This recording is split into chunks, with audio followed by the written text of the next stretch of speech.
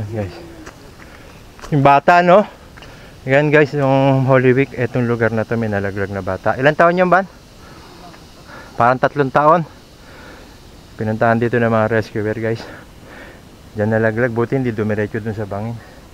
Nag-slide siya dyan, no? Pababa dito. Putok ang ulo guys. Naman tarik niyan. Ayun si Ivan, oh. Ang tarik niyan, tapos maglalaro ka dito, bata ikaw, patay ka na. Yari ka dito. Yan, mga kabalero. Yan, nandun si Ivan, oh.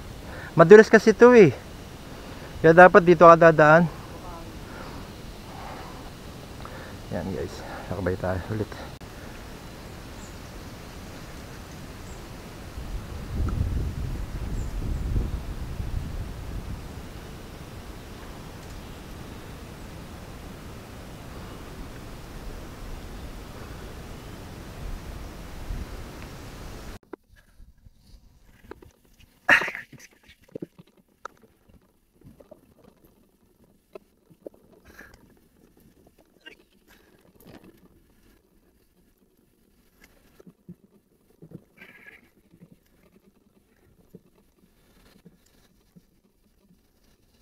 Ingat guys,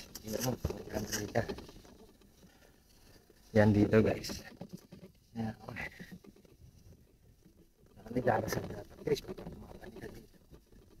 kaya muna tayo ba na mamaya na? Doon na tayo mag-stay na.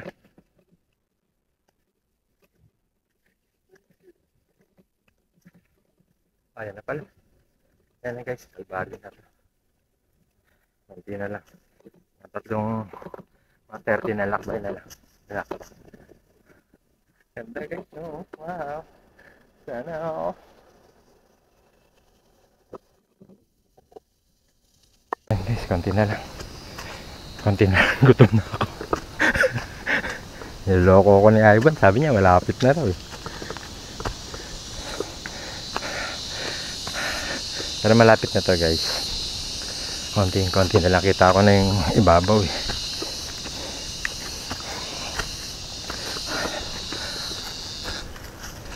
Yan na guys. Yung araw ng Calvario kasi hindi ako nakapanig dito guys. Yun yung panahon ni Aghon. Bumabagyo yun yung panahon na yun. Ngayon pumalik ako after ng bagyo. Ayos naman. Maayos na maayos pa rin ang bundok Banahaw. Wala nangyaring masama sa inang Banahaw. Siguro may mga naapektuhan na mga nakatira. Yung mga nawala ng tubig, kuryente. Pero yung bundok guys, napakatatag niya. Wala akong masabi sa bundok Banahaw. Dito na ako naniwala na ang bundok Banahaw ay bumabasag ng bagyo. Ayan guys, napapansin nyo may cruise na. Papanik pa tayo kaysa. Wait lang. Ito na guys, yung Calvario. Ito na siya guys. May mga tao.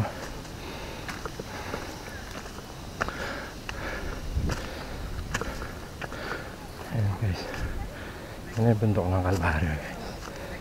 Ito na yung Calvario. Ito lang guys.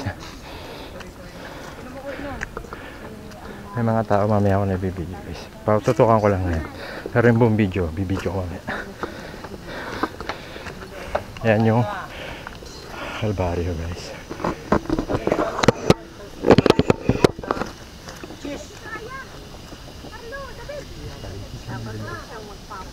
Papaligid sa kanya.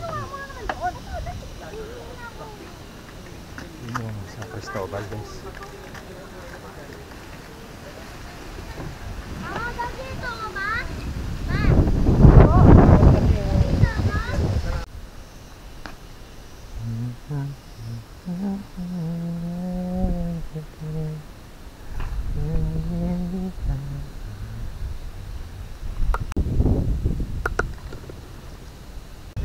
Balyera, nandito na kami sa tinatawag na bundok ng Calvario. Para sa Calvario guys, yan ang cruise ng Calvario guys. Dito tayo. Yan guys, dito maraming pumapanik pagdating ng mahal na araw ay dinadayo ang bundok Calvario bilang pamamanata nila dito sa bundok Banahaw.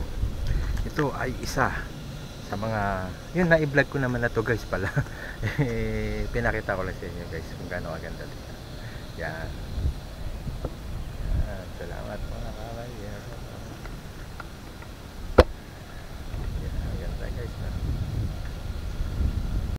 Yan guys, good morning.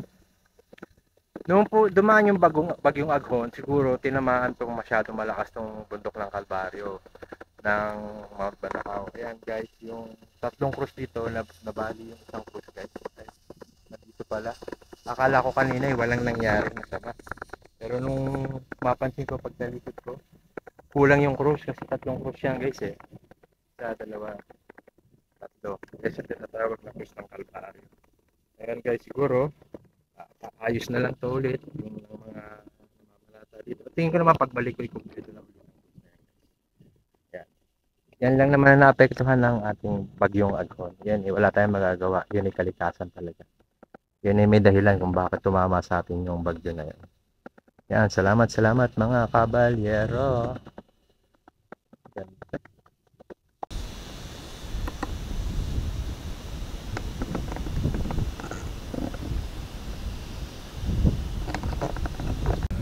Yan, bababa na kami guys. Ay nako, Diyos ko. At medyo kumukulimlim eh. Pero hindi naman yan uulan kasi sa weather report kasi nakita ko na maaraw. Ay ko.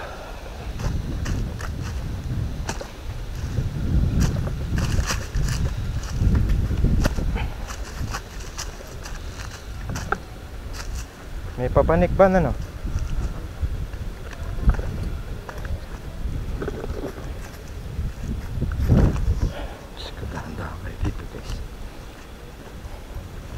May kandila pa tayo natira, Ban? Asan yung kandila? Sige, papasok tayo sa kuweba. Baka nakayalan, baka nasa kuweba sila, Ban, ano? Ha? Wala. Teka lang mga kabalero ha. Guys, bababa na malusong dito. Kumukulimlim na rin.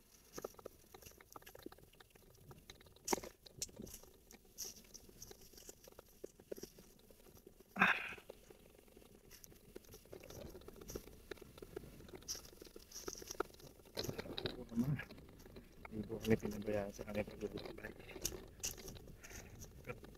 Dito oh. Oh my goodness. Oh. Wow, oh, di ba mga kabalyero? Oh. Saan kita mga bundok? Nakatabi ng Banahaw. Sa kuwan-kuwan, itanakar, madami. Ay doon, oh. Sa Impantaya. Makikita mo lang sa pinlak. Sabi natin din, 150 daw pang isang dipa na yun. Sa pinlak pa lang, aalukin ka na ng mga bugkus-bugkus na ano eh. Di ba? Napako. Ang dami sa taas. Sa General Nakar, nung nagpunta ako sa Sablang, ang dami. Yung pong kuwan yung ang tawag nila yun. Pilipos, diba? Ata yung mismong kahoy niya.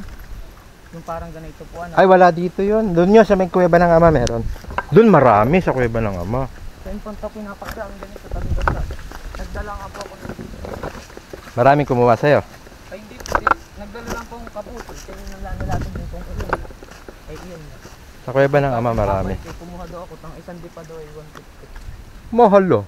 Dito? Ganda guys oh. Ayan guys. Lusong naman ang mga kabalyero. May kabalyerong bata tayong kasama. Si Ivan. Si Ivan.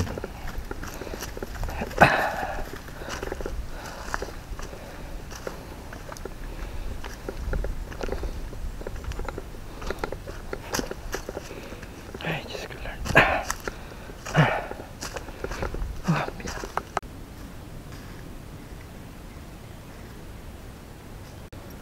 Sila nga po nagawa ng daan sa bundok dun. Trail sila. Nagte-trail. Lagi po nakakasama. Doon nga po sa kuwan ano po yun sa Taban. Sa Impanta sa bundok ay kami po yung nanguha ng kahoy. Ako nataga doon. Nataga ka? Bakit ka nataga? Napahin pa nga po. Patuhod.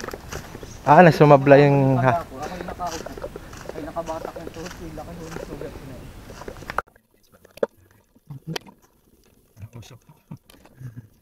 Ilawan mo ba? Hindi ako makikita.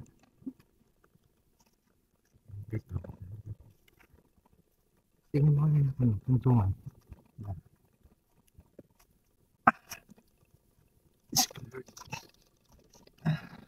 Kita na ba? Tingin na. Ayan guys, nandito kami sa loob ng kulaba. Titirik lang ng kandila. Sige, tirik ka mo naman. Ito. Sige, muna ka na para magkailaw dyan. Nakabidyo ka. Yan guys yung kuweba. Ayaw titirik lang ng kandila. Yan yung guys, tinitirik ng kandila.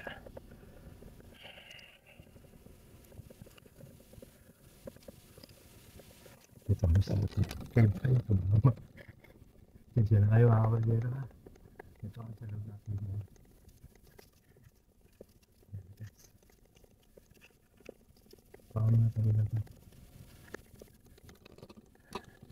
Yan guys, tirik tayo ng kandila dito guys. Dito kami sa loob ng kuweba.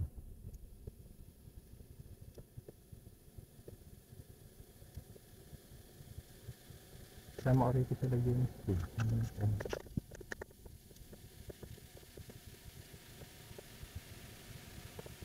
Dalawa na lang ang pila natin yun ah.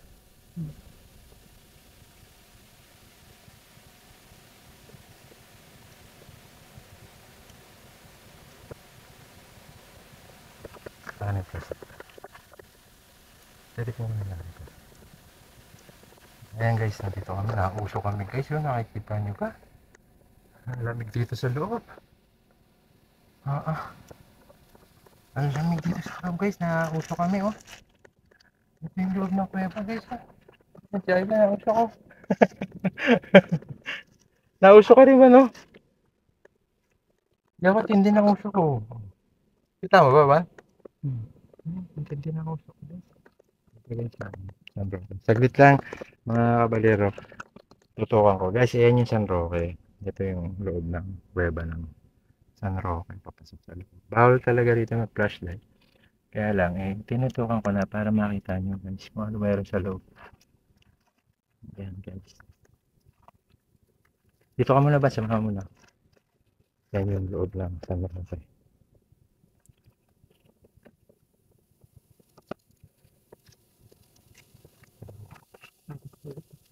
Ayan. Paano mamaya na mga kabalero ha? Salamat. Pagpalayan ko tayo ng buong may Tagalog. Nandito kami sa loob ng kuweba guys. Mamaya ulit magbibideo ulit ako. God bless po.